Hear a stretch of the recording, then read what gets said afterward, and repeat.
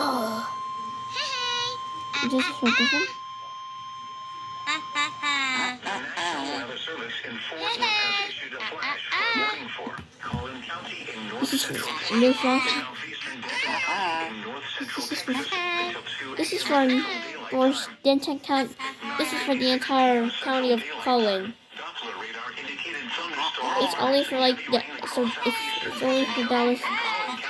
This is only for Dallas, for the city of Dallas. Additional rainfall amounts of 1 to 3 inches are possible, especially across Especially you need to turn on the sound. are expected to begin shortly. Hazard: flash flooding caused by thunderstorms. Source: radar.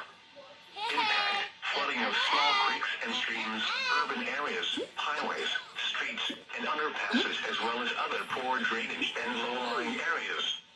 Some locations that will experience flash flooding include Dallas, Plano, McKinney, Carrollton, Frisco, Richardson, Louisville, Allen, This is for Flower Dallas. Mound, Grapevine, Wiley, Uphill, The Colony, Southlake, Sag Sea, This is for Dallas, Highland Texas. Village, Lake Dallas, Lake Louisville, and Little Elm.